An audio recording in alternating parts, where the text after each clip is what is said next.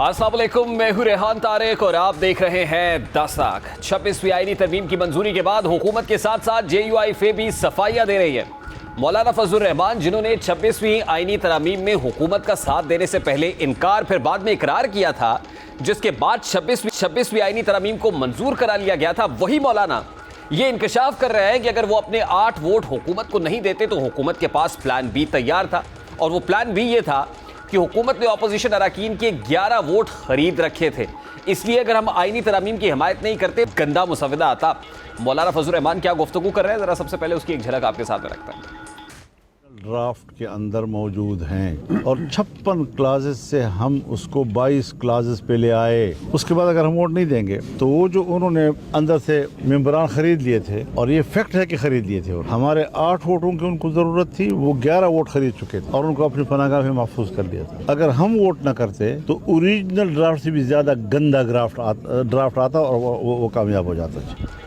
अगर मौलाना फजलुर रहमान की बात को देखा जाए तो वो ये कहना चाहते हैं कि उन्होंने दबाव में आकर आईनी तरमीम का साथ दिया, क्योंकि मौलाना के बकौल अगर हुकूमत का साथ ना दिया जाता तो वही पुराना मुसवदा हुकूमत ले आती, जो बहुत खौफनाक होता। अब सवाल यह है कि हुकूमत तो 27वीं तरमीम लाने की बातें कर रही है और ऐसे में जोड़ तोड़ के जरिए वो फिर से अपने नंबर्स पूरे कर लेगी, क्योंकि आर्टिकल 63A के केस के हवाले से सुप्रीम कोर्ट ने अपने फैसले को कलअदम करार दे दिया है, जिसके बाद अब फ्लोर क्रॉसिंग करना मुश्किल काम नहीं रहा। तो सवाल यह है कि क्या मौलाना फिर से हुकूमत के दबाव में आ जाएंगे और हुकूमत का साथ देंगे, या फिर वो कोई और लाहे अमल अपनाएंगे। बज़ाहिर अब की बार मौलाना ने हुकूमत को खबरदार कर दिया है कि अगर हुकूमत ने 27वीं तरमीम लाने की कोशिश की तो इसको संगीन नताइज का सामना करना पड़ेगा। मुमकिन है मौलाना हुकूमत के खिलाफ एहतजाज की कॉल दे दें। अब JUIF फिलहाल तो 27वीं तरमीम पर भरपूर मज़ामत दिखा रही है और मुमकिन है मौलाना हुकूमत के खिलाफ सड़कों पर भी निकल आए, लेकिन सवाल ये है कि जिस तरह मौलाना ढके छुपे अल्फाज में 26वीं आईनी तरमीम पर दबाव डालने पर का एतराफ़ कर रहे हैं, यह एतराफ़ हमारे निज़ाम पर सवालिया निशान है। अगर ऑपोजिशन के बकौल आईनी तरमीम अदलिया की आज़ादी को दबाने के लिए की गई, अगर ऑपोजिशन के मुताबिक आईनी तरमीम का मकसद उसको दीवार से लगाना है, तो फिर अदलिया पर भारी जिम्मेदारी आयद होती है कि वो इन मामलात को देखे। और अब नए चीफ जस्टिस याहिया अफरीदी के कादों पर भारी जिम्मेदारी है कि वो अदालती निज़ाम को हुकूमत के ताबे होने के तासुर को ज़ायल करें। अगर ऐसा नहीं होता तो फिर शायद फैसले अदालतों में होने की बजाय सड़कों पर होना शुरू हो जाएंगे। इस वक्त हुकूमत पर यह इल्ज़ाम लग रहा है कि वो अपने वजूद को बचाने के लिए तरमीम पर तरमीम लाना चाहती है, और ये तासुर इसलिए उभर रहा है क्योंकि अहम केसेस सुप्रीम कोर्ट में सुने जाने वाले और इन केसेस का बराह रास्त ताल्लुक हुकूमत की साख से जुड़ा हुआ है। इन मुकदमात में मखसूस नशस्तों का फैसला, 8 फरवरी के इलेक्शंस का केस, 26वीं आईनी तरमीम के खिलाफ दायर पटिशन और आर्टिकल 63A से मुतालिक केसेस शामिल हैं। और इन केसेस का अगर फैसला हुकूमत के खिलाफ आता है तो हुकूमत का वजूद खतरे में पड़ सकता है। फिर मखसूस नशस्तों का फैसला PTI के हक में आने की सूरत में एक तो PTI की पोजीशन मुस्तहकम हो जाएगी, फिर इसी तरह 26वीं आईनी तरमीम को सुप्रीम कोर्ट खत्म कर देती है तो सारी 26वीं आईनी तरमीम पर पानी फिर जाएगा और फिर justice Mansoor Ali Shah chief justice बन सकते हैं। फिर इसी तरह आर्टिकल 63A पर सुप्रीम कोर्ट अपने पुराने फैसले को कलअदम करार देती है तो फ्लोर क्रॉसिंग का सिलसिला फिर से रुक सकता है। अब ये तमाम बातें किसी सूरत हुकूमत के लिए काबिल कबूल नहीं है, इसलिए हुकूमत पर यह इल्ज़ाम लग रहा है कि वो अपनी साख को बचाने के लिए, लेजिटिमेसी के लिए आईनी बेंच और सुप्रीम कोर्ट पर असरअंदाज होना चाहती है। अब हुकूमत के सियासी रवैये पर ऑपोजिशन नाला नजर आ रही है, हुकूमत की नीयत पर सवाल उठ रहे हैं। खासतौर पर आईनी बेंच में अगर हुकूमत टॉप 3 जजेस को शामिल नहीं करना चाहती तो इसका मतलब ये हुआ कि हुकूमत उन जजेस को बेंच का हिस्सा बनाना चाहती है जिन्होंने मखसूस नशस्तों के केस की मुखालिफत में फैसला दिया। अब यही वजह है कि ये चहमगोइयां हो रही हैं कि 5 रुकनी आईनी बेंच बनेगा जिसकी सरबराही मुमकिना तौर पर जस्टिस अमीनुद्दीन के सपुर्द होगी। ऐसे में ऑपोजिशन ये दावा कर रही है कि हुकूमत अदलिया में ऐसी मुदाखलत करके इसको तकसीम करना चाहती है। अब देखना यह है कि चीफ जस्टिस याहिया अफरीदी यहाँ कैसा किरदार अदा करते हैं। उन्होंने आगाज में supreme court practice and procedure committee में जस्टिस मंसूर अली शाह और जस्टिस मुनीब अख्तर को शामिल करके हुकूमत को वाज़ेह पैगाम तो दे दिया है, जिसके बाद अब हुकूमत उनसे खुश दिखाई नहीं दे रही और शायद इसीलिए supreme court practice and procedure act में तरमीम करने जा रही है, जबकि हुकूमत आईनी तरमीम पर अपनी सफाइयां पेश कर रही है। राना सनाउल्ला कहते हैं कि तहरीक इंसाफ का अजाब इस मुल्क और जस्टिस मंसूर अली शाह को ले डूबा कि PTI किसी शख्स की हिमायत करे या मुखालिफत में ये वोटों का नतीजा इस शख्स के खिलाफ जाता है। इस वक्त जमीयत उलमा इस्लाम फ़े के मरकज़ी रहनुमा सेनेटर कामरान मुर्ज़ा साहब ने भी ज्वाइन किया है। अस्सलाम वालेकुम सेनेटर साहब, बहुत बहुत शुक्रिया आपके वक्त के लिए। सेनेटर साहब, सबसे पहले तो बड़ा सादा सा सवाल है, 26वीं आईनी तरमीम का तरियाक मौलाना फजलुर रहमान और जमीयत उलमा इस्लाम ने किया, इसमें कोई अभाम नहीं है, कोई दो राय नहीं है, लेकिन हुकूमत तो 27वीं आईनी तरमीम की बात कर रही है। अगर 27वीं आईनी तरमीम आती है तो फिर आप क्या करेंगे? इसमें कोई शक नहीं है कि आपने 56 क्लॉजेस वाला मुसविदा कट टू साइज करके 22 क्लॉजेस पर आप ले आए, लेकिन 27वीं आईनी तरमीम आती है तो वहां तो हुकूमत ने जो करना था कर लिया। उनके पास तो 11 वोट फिर भी पूरे थे, आपके 8 ना होते तो पूरे थे। 27वीं आईनी तरमीम का रास्ता कैसे रोकेंगे? मुमकिन हो सकती है ना इसमें 27वीं आईनी तरमीम के लिए। एक तो ये कि वो एजेंडा जो उनका रह गया उसको दोबारा लाना चाहें, तो जब वो दोबारा अपने एजेंडे को, पुराने एजेंडे को लाना चाहेंगे तो उसके ऊपर तो कोई उसको उनकी मदद नहीं की जा सकती, क्योंकि पहले उसको रिजेक्ट किया जा चुका है। दूसरा ये कि 26वीं तरमीम में कोई गलती निकल आए तो ऐसी गलती हो जो जिसको आप कलमी गलती कह सकते हैं, कोई इनोसेंट मिस्टेक कह सकते हैं, तो इनोसेंट मिस्टेक के लिए चलिए उसमें तो कोई तावन हो भी सकता है शायद। और ये भी मुमकिन है कि दोनों ही बातें हो, तो दोनों बातों में फिर सिर्फ एक हद तक जो है ना, ये इनोसेंट मिस्टेक की हद तक जो है ना उसकी रेक्टिफिकेशन के लिए जो है वो चल सकते हैं हम, इससे ज़्यादा तो मुश्किल है। Sir, it seems as if you were not left with any other option but to support the government। जैसे मौलाना फजलुर रहमान साहब ने कहा ना कि हमारे 8 वोट्स थे, हुकूमत ने पीटीआई के को 11 वोट तोड़े हुए थे और हमारे 8 अगर ना भी होते तो हुकूमत तरमीम मंजूर करा लेती, लेकिन हमने मुनासिब समझा कि इस तरमीम को कम से कम कट टू साइज होना चाहिए और हम वो कराने में कामयाब हुए। तो अगर आप सपोर्ट नहीं भी करते और हुकूमत वो पहले वाली रविश इख्तियार करती है कि वो लोगों को तोड़ती है और वो वोट पूरे कर लेती है, तो फिर आपके पास क्या ऑप्शन होगा? सर देखिए, हमने जो तरमीम होने दी है वो मेरा ख्याल है कि उसको अगर आप लास्ट में भी समझें तो वो मिनिमम लास्ट है, और उसके साथ हमने कोई 5 तरमीम जो है वो अपनी कैरी करवाई हैं, प्लस जो है ना वो मदरसों के हवाले से, रजिस्ट्रेशन के हवाले से हमने अपना जो अमेंडमेंट्स है वो कैरी करवाई है। तो हमने कोई 5-6 बातें अपनी मनवाई हैं और उसके अगेंस्ट जो है ना वो हमने मिनिमम लास किया है। कोई इसको इतना बड़ा लास नहीं कह सकते हैं, किसी टाइम भी जो है ना रिकवर हो सकता है, या एक चलिए फर्ज कर लीजिए रिकवर ना भी हो तो एक एक्सपीरियंस करने के लिए जो है ना वो आप कह सकते हैं कि कॉन्स्टिट्यूशनल बेंचेस जो है ना वो यही मामला ज़्यादा से ज़्यादा उसमें रह गया था। बाकी तो मिलिट्री कोर्ट निकाल दी, उसके अलावा जो है ना वो हाई कोर्ट्स का इख्तियार कम करना निकाल दिया, सुप्रीम कोर्ट का इख्तियार कम करना निकाल दिया, तो बड़ी बड़ी बातें तो सारी निकल गई थी। और अगर ये दोबारा एक अटैम्प्ट हुई तो फिर हम उनके साथ नहीं चलेंगे, हम अपोज करेंगे। दो कि वो पूरे कर सकते हैं मेंबर्स, मगर वो फिर लेजिटिमेसी नहीं रहेगी। इस वक्त भी पूरे कर सकते थे, मगर हमने देखा कि बैलेंस जो है ना चीज़ों को बैलेंस किया, जबकि एक तरफ उनको लेजिटिमेसी का मसला दरपेश था, उनके पास मेंबर शायद पूरे थे, और दूसरी तरफ हमको एप्रीहेंशन था कि वो कोई ये लेजिटिमेसी के चक्कर में जो है कोई ज़्यादा सख्त मामला ना ले आए और हमारी जो सजेशंस हैं, हमारी जो तरामीम है वो कैरी ना हो। तो फिर उसको बैलेंस करके फिर हमने अपना जो है ना वो एजेंडा जो है उसको जो हमारे मंशूर के मुताबिक। सेनेटर साहब देखिए, हर तरह की तनकीद के बावजूद हुकूमत तो वही कर रही है जो कराना चाह रही है, तो उनको कोई लेजिटिमेसी का तो शायद लगता है उसको बॉदर ही नहीं कर रहा है। देखिए ना, जैसे अभी जस्टिस याह्या अफरीदी के चीफ जस्टिस बनने के बाद जो जजेस कमेटी है वो दोबारा से उसमें जस्टिस मुनीब अख्तर आ गए, जस्टिस मंसूर अली शाह हुए, फुल कोर्ट मीटिंग हो गई।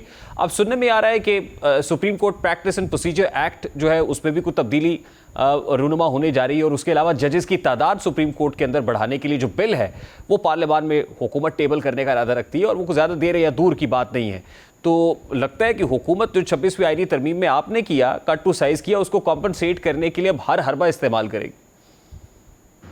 देखिए, शायद हुकूमत न कर पाए, और अगर उसने किया तो वो सारा कुछ चैलेंज होगा, और चैलेंज होने के बाद जो है ना वो हुकूमत जो है प्याज भी खाएगी और जूते भी खाएगी, दोनों चीज़ें उसको करनी पड़ेंगी। अब भी जो है ना वो हुकूमत, जो मैं जानता हूँ इस मामले में, कि हुकूमत भी हल्के इतने खुश नहीं है। वो कर तो लिया उन्होंने सब कुछ, मगर जब अब नताइज की तरफ आए हैं तो नताइज जो है ना वो उनकी मंशा के मुताबिक नहीं जा रहे, तो फिर जो है ना फिर अजीब किस्म के शशोपंज में ये मुब्तला है कि अब क्या करें। तो अब सिर्फ जो है असूल के मुताबिक चलें। अब करने का जवाब इनके पास जो हम दे सकते हैं वो यही है, जब असूल पे चलेंगे तो फिर उसमें जो है ना वो बेहतरी है, उसमें उसकी समत जो है, रास्ते की समत दुरुस्त मुतय्यन हो जाती है, और रास्ते की दुरुस्त समत का मुतय्यन हो जाना जो है वो आपको सीधे रास्ते पे लेके जाता है, आगे की तरफ लेके जाता है, ना कि पीछे की तरफ। सर, आप बड़े सीनियर कानूनदान हैं और आपकी इस पे इनपुट भी रही है। हुकूमत ये तासुर है कि चाहती है कि जस्टिस याहिया अफरीदी के बाद से सीनियरिटी शुरू होनी चाहिए, यानी बिल्कुल जस्टिस मंसूर अली शाह और जस्टिस मुनीब अख्तर को साइड पे रख के जो सीनियरिटी है वो जस्टिस अमीनुद्दीन खान से शुरू होनी चाहिए, और फिर जो सीनियर जज है यानी जस्टिस अमीनुद्दीन खान है उनकी सरबराही में जो आईनी बेंच है वो कायम होना चाहिए, जो लाइकली 5 जजेस पर मुश्तमिल होगा। अगर ऐसा होता है तो क्या आप इसको सपोर्ट करेंगे और आप समझते हैं बतौर कानूनदान ये दुरुस्त होगा? देखिए, उनकी गवर्नमेंट की कैलकुलेशन पहले भी गलत हो गई है, और जो कैलकुलेशन जो वो समझ रहे थे कि किसी तरह से ये जजेस ऑफेंड होंगे और उसके नतीजे में जो है कोई शायद रिजाइन कर जाए, कोई कुछ छोड़ जाए, तो उसके नतीजे जो है ना उन्होंने अपने अपने जो पेंसिल से लकीरें मारी हुई थी उसके मुताबिक जो है ना उनके नतीजे वो अच्छा समझ रहे थे। मगर उस वक्त भी हमें नज़र आ रहा था कि नताइज अच्छे नहीं होंगे। उनको समझाने की हमने कोशिश भी की थी, जिस जिस हल्के में समझाया जा सकता था उनको समझाया भी कि न करिए इसको, मामला को दुरुस्त सबक में चलने दीजिए। मगर वो बेंट पान थे। अब भी जो है ना वो जो उनकी चाहत है कि सीनियरिटी वहाँ से शुरू होनी चाहिए तो अपने घर से शुरू कर दें, फिर जो है ना अपने मिनिस्टर्स को जो है उनको कहें कि जी यहाँ से शुरू करते हैं, फिर छोड़े जजों को, फिर वहाँ से सीनियरिटी शुरू करने की क्या ज़रूरत है, फैसला ये घर में कर लिया करें। तो सेनेटर साहब, 26वीं आईनी तरमीम तो सुप्रीम कोर्ट में पिटिशन भी आ चुकी है, आपको लगता है कि ये रोल बैक या स्ट्राइक डाउन भी कर सकती है सुप्रीम कोर्ट? देखिए, कुछ इवेंचुअलिटीज ऐसी हो सकती हैं जिसको आंसर नहीं किया गया। इवन वो ऐसी इवेंचुअलिटीज भी मौजूद है 18th अमेंडमेंट के हवाले से भी जिनको आंसर नहीं किया गया। जैसे अब खैबर पख्तूनख्वा में जो है ना एक मसला आ गया था केयर टेकर गवर्नमेंट के हवाले से। जैसे एक इवेंचुअलिटी ये है कि अपना इलेक्शन कमीशन में अगर इत्तेफाक ना हो अपोजिशन का और ट्रेजरी का, तो फिर इन दोनों लीडर्स का इत्तेफाक ना हो तो अल्टीमेटली क्या होगा। तो बहुत सारी ऐसी इवेंचुअलिटीज इसमें भी मौजूद हैं जिसको अभी तक आंसर किया जाना बाकी है। वो अब किस तरह से आंसर होती हैं ये देखते हैं अभी आगे जाके। मगर ये अगर चैलेंज होगी भी तो इसमें मेरा ख्याल है वो 5 अमेंडमेंट जो हमने जो पेश की हैं शायद वो चैलेंज नहीं होंगी। वो कोई उससे किसी को कोई नुकसान नहीं होता बल्कि पाकिस्तानी कौम के वो फ़ायदे के लिए। तो सर, अगर ये इसको टेकअप किया जाना है तो बेंच कौन सा होगा? क्या वो ये आईनी बेंच के रूबरू पेश की जाएगी या इस पे फुल कोर्ट बनेगा? ये फैसला कब और कैसे और कौन करेगा सर? ये आईनी बेंच तो अभी तक बना नहीं, और आईनी बेंच जो है वो जिस तरह से वो बन रहा है, जो उसमें जो फीलर्स आ रहे हैं, जो उसमें जो ना जो वाइब्स आ रही हैं, वो इस तरह की बेंच बनाने की कोशिश की जा रही है। जो नाम जा रहे हैं कि जिनका जो है लॉ से कोई ताल्लुक ही नहीं होगा, तो पता नहीं कैसा बेंच बनेगा। चलें उसमें देखते हैं, फिर ये भी एक तजर्बा होगा। तासुर तो यही है कि वो 8 जजेस जिन्होंने मखसूस नशिस्तों का फैसला दिया उनमें से कोई इस बेंच के अंदर शामिल ना हो। ये गलत होगा। देखिए, वैसे तो वो मखसूस नशिस्तों वाला मामला जो है वो फिर रिव्यू चूंकि पेंडिंग है वो सुन शायद नहीं पाएंगे। सुनना उन्हीं को चाहिए जिन्होंने फैसला दिया है। असूल तो यही है, अब तक जूरिस्प्रूडेंस जो है डेवलप हुआ था वो इसी तरह से था कि उसमें जो है कम से कम आथर जज वगैरह जो है ना वो तो बैठे, मगर अगर वो ना हो और फिर दूसरे उसको बैठ के सेट असाइड करें तो फिर आप एक नई लड़ाई जो है ना एक रियासत के एक सतून के अंदर डालना चाहते हैं, और नई लड़ाइयाँ डालना जो है वो रियासती सतूनों के अंदर गवर्नमेंट का काम नहीं हुआ करता। गवर्नमेंट जो है इस बारे में सोचे। सर, 26वीं आईनी तरमीम का मामला हल तलब है, मखसूस नशिस्तों का केस अभी तक पेंडिंग है, 8 फरवरी के इंतखाबात के ऊपर पिटिशन भी मौजूद है। आपको क्या लगता है ये सारे मामला कोर्ट में हल होंगे, अदालतों में होंगे, या फिर सड़कों पे अदालत लगानी होगी? देखिए, ये आपकी पार्लियामान में इतनी कुव्वत होनी चाहिए कि इस तरह के मामलात को खुद हल कर सके, मगर पार्लियामान बदकिस्मती की बात है कि वो हल नहीं करती। पार्लियामान बाज़ औक़ात ऐसे भी मामलात होते हैं, आप देख लीजिए कि बहुत जना स्पेशल कमेटीज़ बैठी होती हैं और जिस मामले पे बैठी होती हैं जो उसके अरकान होते हैं वो उन मामलात के बारे में जानते भी नहीं हैं। तो ये एक मेरा ख्याल है कि बहुत ख़राब सी बात हो जाती है कि आप ना जानते हुए भी आके उन कमेटियों में बैठे हैं और उसमें जो है ना वो फिल इन द ब्लैंक्स हो। फिल इन द ब्लैंक्स नहीं होना चाहिए। ये सारे मामला जो है पार्लियामान को या सियासी जमातों को खुद बैठ के हल करने चाहिए। सियासी जमातों के अंदर इतनी कैपेसिटी नहीं है, पार्लियामान के अंदर इतनी कैपेसिटी नहीं है। कोर्ट जब फैसला करती है तो भी जो है ना उसमें एतराज़ात बाकी रहते हैं, तो फिर सियासी मामला इस तरह से मेरा ख्याल है कि जब कोर्टों में ले जाएंगे तो फिर कोर्ट भी सियासी हो जाएंगी और फिर उसके नतीजे में कोर्ट पे तनकीद भी आती है। कम से कम एक धड़ा जो है बहुत ज़्यादा तनकीद करता है, उनको ड्रैग करता है, जिसका नुकसान फिर अगेन मुल्क को कौम को होता है। तो इसका कोई हल निकालना होगा अल्टीमेटली। ठीक सर, लास्टली अगर हुकूमत इस तरह का कोई इंतहाई इकदाम उठाती है तो क्या जमीयत उलमा इस्लाम सड़कों पे आने की कॉल दे सकती? देखिए, सड़कों पे आने की कॉल जो है ये बहुत बड़ा अमल है, और ये अगर किसी JUI के किसी एक मेंबर से पूछा जाए कि वो कॉल दे सकती है या नहीं दे सकती, तो कोई मेंबर इसका जवाब नहीं दे पाएगा। इस तरह के मामला जो है उनके अदारे, जमातों के अंदर जो अदारे मौजूद होते हैं वो डिसाइड करते हैं, और इसके लिए वजूहात कोई ऐसी अचानक बहुत बड़ी बन जाती हैं जिसकी वजह से फिर सड़कों पे जो है ना जमातें आ जाया करती हैं। तो देखते हैं, इस वक्त हम सड़कों पे सिर्फ वो 2 मामला में लेके जाना, ये बल्कि मामला एक ही है, लेके जाना चाह रहे हैं। अमन अमान की सूरत हाल में सुबह खैबर पख्तूनख्वा में मौलाना एक अमन मार्च का इरादा रखते हैं, और इसी तरह से बलूचिस्तान में भी अमन मार्च का इरादा रखा जाता है, क्योंकि इन 2 सूबों में अमन के हवाले से सूरत हाल बहुत ख़राब है। और मौलाना ख़ुद शायद सुबह खैबर पख्तूनख्वा में लीड करेंगे उस अमन मार्च को, और पूरे खैबर पख्तूनख्वा में तकरीबन जो है वो मार्च या उसमें वो जो हमारा जो कारवान होगा वो चलेगा। बहुत बहुत शुक्रिया। सेनेटर कामरान मुर्जा जमीयत उलमा इस्लाम फी के मरकज़ी रहनुमा हमारे साथ मौजूद थे। गुज़श्ता रोज़ एक अफसोसनाक वाक़या पेश आया, और रात जहाँ लंदन में साबिक चीफ जस्टिस काजी फ़ाइज़ ईसा और पाकिस्तानी हाई कमीशन की गाड़ी पर हमले का वाक़या रूनुमा हुआ। मीडिया रिपोर्ट्स के मुताबिक काजी फ़ाइज़ ईसा मिडिल टेम्पल में बेंचेस बनाने की तकरीब में शिरकत के लिए आए थे, और उस दौरान PTI कारकुनान ने रिपोर्टेडली एलिजेडली PTI कारकुनान ने काजी फ़ाइज़ ईसा की गाड़ी रोकने की कोशिश की। कारकुनान ने पाकिस्तानी सफारत खाने की गाड़ी के शीशे तोड़ने की कोशिश भी की। PTI के एहतजाज करने वाले अफराद काजी फ़ाइज़ ईसा की गाड़ी को देख कर बुरा भला कहते हुए साथ दौड़ते रहे। अब इस वाक़े के वफाकी वज़ीर दाखिला मोहसिन नकवी ने शदीद अल्फाज में मज़म्मत करते हुए नादरा को हमलावरों की शनाख्त के लिए फ़ौरी इक़दाम करने का हुक्म दिया है। दाखिला ने हुक्म सादर किया है कि फुटेजेस के ज़रिए हमलावरों की निशानदेही की जाए और हमलावरों के खिलाफ कानूनी कार्रवाई भी की जाए। मोहसिन नकवी ने ये हिदायत भी की है कि हमलावरों के खिलाफ पाकिस्तान में FIR दर्ज करके मज़ीद कार्रवाई की जाए, और इसके साथ साथ हमलावरों के शनाख्ती कार्ड्स, ब्लॉक और पासपोर्ट मनसूख किए जाएँ। जिन्होंने हमला किया है उनकी शरीयत मनसूख करने के लिए फ़ौरी कार्रवाई की जाए, और शरीयत मनसूखी का केस मंजूरी के लिए काबीना को भेजा जाए।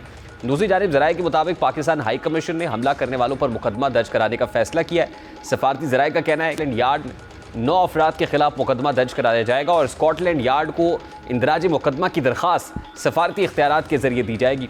सफारती ज़राए ने मज़ीद बताया कि काजी फ़ाइज़ ईसा हमले के दौरान पाकिस्तान हाई कमीशन की गाड़ी को भी नुकसान पहुँचा, और अब ये इल्ज़ाम लग रहा है कि इसके पीछे PTI के लोग मुलव्विस हैं।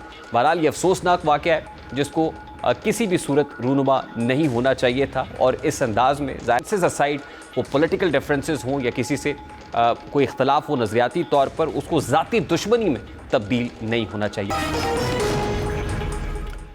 ऐसा महसूस हो रहा है कि जैसे तहरीक इंसाफ दोराहे पर चल रही है, क्योंकि एक तरफ वो एहतजाज और जलसे का ऐलान कर रही है, और दूसरी जानिब इसकी डील की खबरें भी गर्म हो रही। इस एतबार से देखिए तो तहरीक इंसाफ अपने दोनों ऑप्शंस को खुला रखना चाहती है। ऐसा तासुर मिल रहा है कि तहरीक इंसाफ ने मुज़ाकरात का दर खुला रखा हुआ है। बुशरा बीबी की रिहाई को भी डील से जोड़ा जा रहा है। आज अडयाला जेल में बुशरा बीबी ने अपनी रिहाई के बाद बानी PTI से पहली मुलाकात की, और इस मुलाकात की अंदरूनी कहानी तो फिलहाल सामने नहीं आई, लेकिन इस मुलाकात को भी इसी तनाजुर में देखा जा रहा है कि शायद बुशरा बीबी ने बानी PTI को किसी का पैगाम पहुँचाया है। और ये कयास आराई इसलिए हो रही है कि अगर बुशरा बीबी की रिहाई डील के नतीजे में हुई तो अनकरीब बानी PTI भी जेल से रिहा हो सकते हैं, और हुकूमत और इसके इत्तेहादी जमातों के सफ़ों में भी इस हवाले से तशवीश पाई जा रही है। गवर्नर खैबर पख्तूनख्वा फैसल करीम कुंडी बुशरा बीबी की रिहाई को 26वीं तरमीम से जोड़ रहे हैं, और वो कहते हैं 26वीं आईनी तरमीम के बाद बुशरा बीबी की रिहाई से लगता है कि दाल में कुछ काला है। 27वीं तरमीम तो होनी है, आज नहीं, कल नहीं, साल बाद नहीं, 5 साल बाद नहीं। 18वीं तरमीम हमने जब की थी उसके बाद 19वीं तरमीम हुई, आज हम 26वीं तरमीम पहुंच गए। तो जब पार्लियामेंट मौजूद होंगी तो 27वीं तरमीम किसी न किसी दिन तो होनी है। जब पॉलिटिकल फोर्सेज इकट्ठी होंगी, जब उसकी जरूरत पड़ेगी तो 27वीं तरमीम भी हो जाएगी। KP तो हमेशा इस्लामाबाद के लिए बहुत बड़ा जुलूस लेके आता है। अब देखते हैं कि पंजाब वाले कितना बड़ा जुलूस KP लेके आते हैं। मुझे तो लगता है कि दाल में कोई बहुत ज्यादा ही काला है। 26 तरमीम के फौरन बाद उनकी जमानत हुई, और उसके बिल्कुल फौरन बाद जो है फिर बानी चेयरमैन की बहनों की जमानत हुई। अब डील की बाज़गश्त में बानी PTI ने भी बिलवास्ता आज अलीमा खान को पैगाम दिया है कि वो कोई डील नहीं करेंगे। उनके 2 ही मकासद हैं, आइन की बालादस्ती और जमहूरियत। बानी PTI कहते हैं कि ये मुझे मिलिट्री कोर्ट में लाना चाहते हैं, मुझे डाल दें। अलीमा खान ने आज क्या कहा, ज़रा वो भी आपके सामने रखता हूं। डील नहीं करूंगा। आईनी तरमीम ले आएं, आप मुझे मिलिट्री जेल में डाल दें, मैं अपने मौकफ से बिल्कुल नहीं हटूंगा। और उनके दो ही मौकफ हैं, वो सिर्फ दो चीजों की बात कर रहे हैं, रूल ऑफ लॉ और डेमोक्रेसी, आइन की बालादस्ती और जमहूरियत। इस वक्त पाकिस्तान तहरीक इंसाफ के रहनुमा नदीम कुरैशी साहब ने भी ज्वाइन किया। अस्सलाम वालेकुम नदीम कुरैशी साहब, बहुत बहुत शुक्रिया आपके वक्त के लिए। बुशरा बीबी की रिहाई के बाद आप बानी पीटीआई खान साहब की रिहाई भी अनकरीब होते हुए देख रहे हैं, या नविश्ता दीवार है? यकीनन नविश्ता दीवार है। लॉ पॉइंट पे रिहाई होगी। इमरान खान साहब के खिलाफ जितने मुकदमात कायम किए गए वो एक खास प्लान का हिस्सा थे कि मौजूदा सरकार को किसी भी तरह से इक़्तिदार में लाया जाए। इमरान खान साहब पर कोई करप्शन केस नहीं है, कोई मनी लॉन्ड्रिंग का केस नहीं है, इमरान खान पे कोई मॉरल एक्टिविटी का केस नहीं है, उन पे सारे सियासी मुकदमात बनाए गए। और मैं नहीं समझता कि बुशरा बीबी की रिहाई को आप कोई सियासी रंग देंगे। आपसे मुराद हमारे जो सियासी मुखालफीन है, आप तो जर्नलिस्ट है, आपका सवाल बनता है। बुशरा बीबी को भी 1 साल के बाद लॉ पॉइंट पे लीगली उनको बेल मिली है। और जो लोग इस तरह की डिबेट करके इसको कंट्रोवर्शियल बनाने की कोशिश कर रहे हैं या कोई जुल्मानी माहौल बनाने की कोशिश कर रहे हैं, मैं नहीं समझता कि वो पाकिस्तान के अदालती निजाम का जो रही सही साख है उसको भी बर्बाद करने की कोशिश कर रहे हैं। कुरैशी साहब, बुशरा बीबी की आज बानी पीटीआई से मुलाकात भी खान साहब की रिहाई के सिलसिले की एक कड़ी है। देखिए, मैं आपको गुजारिश करता हूँ, आप वो सोचा है उनकी, और एक ऐसी खातून जो कोई ऑफिस होल्ड नहीं करती थी, उनको एक इंतकाम का निशाना बनाया गया। कभी आज तक हिस्ट्री में ऐसा नहीं हुआ कि किसी हाउस लेडी को इस तरह से आप मुकदमात में इन्वॉल्व किया गया हो। अगर उनकी आज मुलाकात हुई है, वो एक रूटीन की मुलाकात है। और मैं आपको कैटेगोरिकली एक अर्ज कर दूं, अगर इमरान खान साहब ने कोई डील करके रिहा होना होता तो वो 1.5 साल इस अजियतनाक माहौल में ना गुजारते जो उनको पिछले 20-25 रोज जिस तरह से 5 दिन एक सेल में बंद रखा गया बगैर बिजली के, इसकी कहीं मिसाल नहीं मिलती। तो ये जो मैं पूछ रहा हूं सर कि बुशरा बीबी की रिहाई के बाद आपको हालात बेहतर होते हुए नजर आ रहे हैं? देखिए, हम समझते हैं कि पाकिस्तान की जो आला अदालतें हैं वो अवामी नब्ज पे भी उनका हाथ है, और वो कानून और आइन की जो सरबुलंदी है अगर उसको अपना टारगेट रखेंगी तो कोई वजह नहीं है कि इमरान खान साहब मजीद जेल में रखा जा सकेगा। और अगर बुशरा बीबी की रिहाई हुई है और इमरान खान साहब की हमशीर खान की रिहाई हुई है तो वो लॉ पॉइंट पर हुई है। बुकला ने उनके लिए बड़ी स्ट्रगल की है, बड़ी जद्दोजहद की है। कुरैशी साहब, बड़ी कोशिश सवाल तो बनता है ना कि खान साहब की आज अच्छे खासे वक्त के बाद मीडिया से जो गैर रस्मी गुफ्तगू हुई है उसमें भी तनकीद उनकी इस्टेब्लिशमेंट के ऊपर नहीं थी बल्कि हुकूमत से मुतालिक तनकीद की जा रही थी, जिससे लगता ही है। और फिर अगर बैकड्रॉप देखा जाए, कॉन्टेक्स्ट देखा जाए कि 26वीं आईनी तरमीम पास हुई है और 26वीं आईनी तरमीम में पाकिस्तान तहरीक इंसाफ की जानिब से वो रेजिस्टेंस नहीं हुई, ना उससे पहले, ना उस दौरान, ना उसके बाद, और फिर बुशरा बीबी की रिहाई हो जाती है। अब आप कह रहे हैं कि खान साहब की रिहाई भी नविश्ता दीवार है, तो डॉट्स को कनेक्ट करें तो लगता तो ये है, जैसा आज कहा भी गया कि दाल में कुछ काला है। फैसल करीम कुंडी कहते हैं कि दाल में कुछ काला जरूर है। देखिए, फैसल करीम कुंडी हो या दीगर हुकूमती तर्जुमान हो, एक बात तो तय है कि एक जेल में बंद जमीर के कैदी ने सियासी तौर पे इनको हर मैदान में चित कर दिया। अब ये चाहते हैं कि इमरान खान साहब को जिंदगी भर जेल में रखा जाए।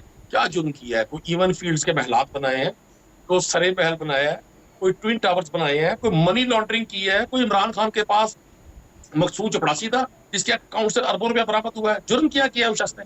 ये जुर्म किया है कि यहाँ के लोगों को, रेहान आप नौजवान लोगों को रिप्रेजेंट करते हैं, चले हम तो नौजवान नहीं है, आपकी क्लास के लोगों को एक शऊर दिया कि आइन की सरबुलंदी मुल्की इस्तेहकाम के लिए बड़ी जरूरी है।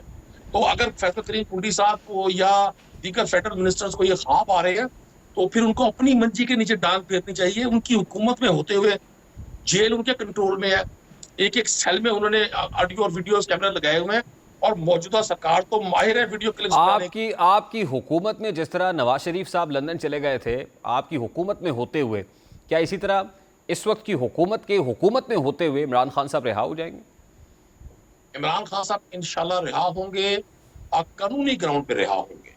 इमरान खान साहब रिहा होंगे उस एक नुक्ते पर रिहा होंगे कि उनके खिलाफ तमाम तर केसेस लंदन प्लान का हिस्सा थे, और ये कोशिश की गई थी कि उस लंदन प्लान में इमरान खान साहब को जेल में डालकर उनकी जमात को इंतखाबी दौर से बाहर किया जाए, उनकी वो ना इंतखाबी कैंपेन कर सके, उनके जो नदीम तमाम कुरैशी साहब, मैं लीडर्स यही तो को पूछ रहा हूँ कि क्या है जो अब तब्दील हुआ है? ये सख्तियां आपको कम होती भी नजर आ रही हैं, क्या है जो तब्दील हुआ है? या किन किन बातों को रिवर्स गियर लग गया है जिससे आप जो है वो हौसला मंद लग रहे हैं और खासे आप लग रहा है कि आपको तवक्को है कि खालिद साहब रिहाई पा जाएंगे?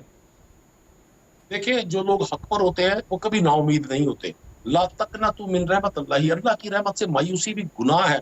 हमें तो डे फर्स्ट से लगता था जब खान साहब को 9 मई को गिरफ्तार किया गया था कि ये गिरफ्तारी एक पोलिटिकल गिरफ्तारी है। ये खौफ का शिकार जो सरकार आज बैठी है, जो सियासी मैदान में शिकस्त खा गई, जिसको जूते ने हराया, जिसको घड़ियाल ने हराया, जिसको गदा गाड़ी ने हराया, जिसको बुर्श ने सबने हराया, इनके निशान को, ये उनकी अलामत है। जहां तक आपने नवाज शरीफ साहब की बात की हमारी हुकूमत में, तो मेरे भाई इनके प्लेट स्टेट पावर डाउन हो गए थे। आज भी देखे ना, हुकूमत यहाँ पंजाब गवर्नमेंट ऐलान कर रही है कि पंजाब में जी हेल्थ पर हम खरबों रुपया खर्च कर रहे हैं, और अब्बा जी इलाज के लिए लंदन गए हुए, अमेरिका गए हुए, नहीं, मेडिकल आपकी चेकअप के लिए। हुकूमत में ही हो गया था ना सर, कैबिनेट की मंजूरी के साथ ही हुआ था ना, सवाल तो ये है। देखिए रेहान, हमारी हुकूमत में यकीनन बहुत सारी गलतियां हुई होंगी, इंसानों की हुकूमत थी ना, एंजल्स तो नहीं आए हुए थे जन्नत से हुकूमत करने के लिए पाकिस्तान अच्छा, में। लास्टली हम इंसान because I have to take a very quick short break, lastly मुझे ये बताइएगा कि ये मामला सड़कों पे हल होगा या अदालतों से हल हो जाएगा? देखिए, हमें बहुत तवक्को है, हमें पाकिस्तान की अदलिया से बहुत तवक्को है, और जो कुछ पिछले 13-14 माह में अदालती निज़ाम पर क्वेश्चन मार्क्स आए, जिस तरह से पाकिस्तान का आम आदमी सारे सिस्टम से बुरी तरह मुतासर हुआ और मायूस हुआ और बदगुमान हुआ।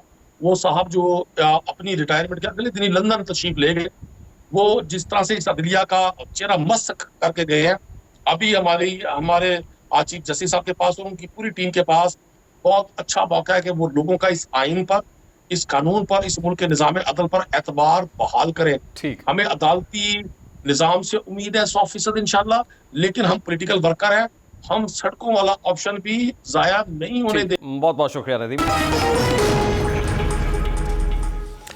पाकिस्तान की मईशत को कर्ज की दलदल से निकालने के लिए ज़रूरी है कि सरमायाकारी और एक्सपोर्ट्स को बढ़ाया जाए। मौजूदा हुकूमत इसी मकसद के लिए पुरज़्म दिखाई दे रही है। पहले सऊदी सरमायाकारी वफ़द ने पाकिस्तान का दौरा किया और अब वज़ीर आज़म शहबाज शरीफ सऊदी अरब का दौरा मुकम्मल करके कतर रवाना हो चुके हैं। यूँ कहा जाए कि माशी एतबार से वज़ीर आज़म का ये दौरा सूदमंद साबित हुआ तो गलत नहीं होगा, क्योंकि अब सऊदी अरब ने पाकिस्तान में सरमायाकारी का हुजूम बढ़ाते हुए मज़ीद $60 करोड़ की सरमायाकारी का ऐलान कर दिया है। यानी मजमूई तौर पर सरमायाकारी का हुजूम $2 अरब 20 करोड़ से बढ़कर $2 अरब 80 करोड़ हो गया है। अब सरमायाकारी के बढ़ते इम्कानात की वजह से वज़ीर आज़म शहबाज शरीफ पुरुमीद है कि IMF के साथ मौजूदा मुआहिदा आखिरी मुआहिदा साबित होगा। वज़ीर आज़म का सऊदी वज़ीर सरमायाकारी इंजीनियर खालिद बिन अब्दुल अजीज़ के साथ प्रेस कॉन्फ्रेंस करते हुए कहना था कि आज पाकिस्तान और सऊदी अरब के अवाम के लिए अच्छी खबर है। सऊदी अरब मोहम्मद बिन सलमान के विजन 2030 के ऊपर बड़ी तेज़ी से गामज़न है और इस विजन 2030 के मुताबिक सऊदी अरब के अंदर ख़ास तौर पर जो नॉर्म सिटी बनने जा रहा है, उस नॉर्म सिटी के अंदर जो है वो लगता ये है कि सऊदी अरब मिडल ईस्ट के अंदर एक बहुत बड़ा, ना सिर्फ मिडल ईस्ट के अंदर बल्कि दुनिया के अंदर एक बड़ा इकोनॉमिक हब जिसके ऊपर दुनिया डिपेंड करे वो बनने जा रहा है। यानी ये वक्त बड़ा अहम है जिस वक्त वज़ीर आज़म सऊदी अरब में मौजूद है और सऊदी वज़ीर सरमायाकारी के साथ ये गुफ्तगू हो रही है। इससे पहले जो सऊदी सरमायाकारी वफ़द है वो भी पाकिस्तान का दौरा कर चुका और बहुत सारे MOUs मफामती याददाश्तों के ऊपर दस्तखत हो चुके हैं। अब भी बहुत सारे सेक्टर्स में, बहुत सारी डोमेन्स में इस मौके के ऊपर सऊदी अरब जो कर रहा है उस अपॉर्चुनिटी को कैपिटलाइज करने के लिए ये दौरा इंतहाई अहमियत का हामिल समझा जा रहा है। लेकिन जाहिर है कि फौरी तौर पर तो इसके नताइज, यदि अगर ये कहा जाए कि ओवरनाइट मुरतब होंगे तो ये तो हो नहीं सकता। इस तरह के MOUs जो होते हैं वो वे फॉरवर्ड ज़रूर होते हैं और उम्मीद है कि मामलात मफामती याददाश्तों पर दस्तखत करने से MOUs से आगे बढ़ेंगे और उसकी कोई टेंजिबल आउटकम या प्रोडक्टिव आउटकम भी निकलेगी, जिसके मुताबिक दो तरफ़ा ताल्लुकात जो इकोनॉमिक डोमेन के अंदर दो तरफ़ा ताल्लुकात हैं वो ना सिर्फ स्ट्रेंथन होंगे बल्कि इसका अल्टीमेटली फ़ायदा पाकिस्तान के एक्सपोर्टर्स को पहुँचेगा और पाकिस्तान के अंदर भी इस अंदाज के अंदर वो कंड्यूसिव एनवायरनमेंट पैदा किया जाएगा कि जो पाकिस्तान के अंदर बिजनेस कम्युनिटी है वो ऐसी वैल्यू एडेड गुड्स प्रोड्यूस करे कि जो वहाँ पर एक्सपोर्ट्स की जा सके और पाकिस्तान ज़र मुबादला कमा सके और अल्टीमेटली पाकिस्तान का जो करंट अकाउंट डेफिसिट है और ट्रेड डेफिसिट है वो भी स्क्वीज़ हो सके। आई होप कि ये वज़ीर आज़म का ये दौर इस एतबार से खासा प्रोडक्टिव, खासा सूदमंद साबित होगा।